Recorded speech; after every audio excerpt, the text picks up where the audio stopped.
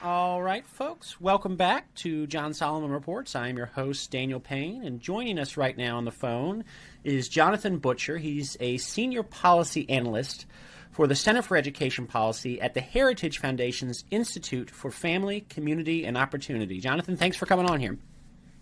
Great to be with you. Well, so we were talking earlier about obviously one of the big news topics of today is the school closures that have been kind of ongoing throughout the country since March. Some have opened up, some have stayed closed, some have closed down after opening up. One thing that's becoming clear is that these closures and the kind of the new distance education regime is having some effects on students that we're starting to see what this past 8 or 9 months of instruction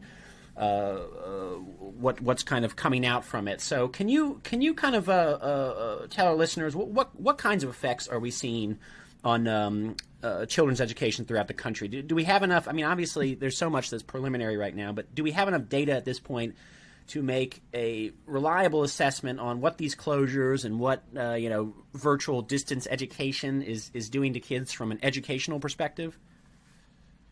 Well, I know that the headlines right now, really from around the country, are that we are seeing higher rates of D's and F's in school. There are headlines from Los Angeles, South Carolina, San Diego, Texas, right, Fairfax, Virginia, that are showing that the grades are down. So for a moment, I think to get a sense of how we got here, very quickly, the timeline of the pandemic in the K-12 space, it kind of went like this.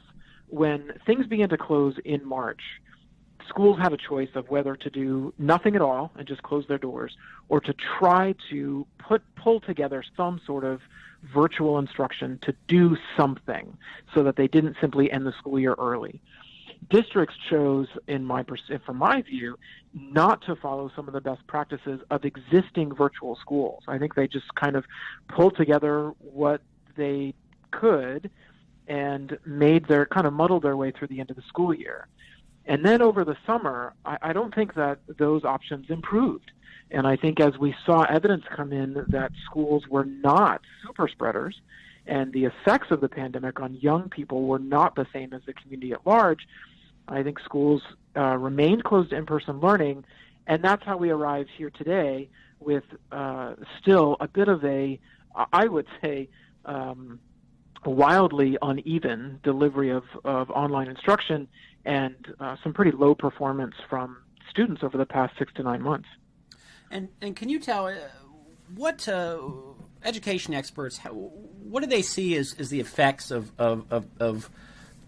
this kind of disruption on childhood education? Because I know I believe there's something called a summer drain where over the 3 months of summer, a lot of students will lose a lot of the knowledge or the skills that they learned over the prior year. There's lots of interest in figuring out how to resolve that. Do these kinds of disruptions and switches to sort of hastily assembled alternative modes of education, are they going to have you think a lasting negative effect on kids, or what is that looking like for the long term? Yeah, that's a great question. There's research in recent years that I think calls into question the idea that there really is a brain drain in the summer. I think it has to do with a child situation. I think for families that have a lot of books in the home, where the parents are reading to their children, where the parents are paying already for either tutors or some sort of outside enrichment, which some families do, now anyway, right, even before the pandemic, I think those students are going to be better off than students that have fewer options available to them.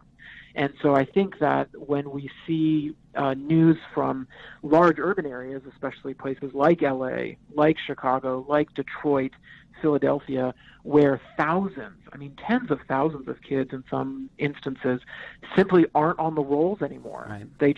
They haven't been accounted for. That should really concern us. I think what we're doing is we're setting it up so that the children that most need some sort of quality experience may not be getting anything at all. They may not have gotten anything since March.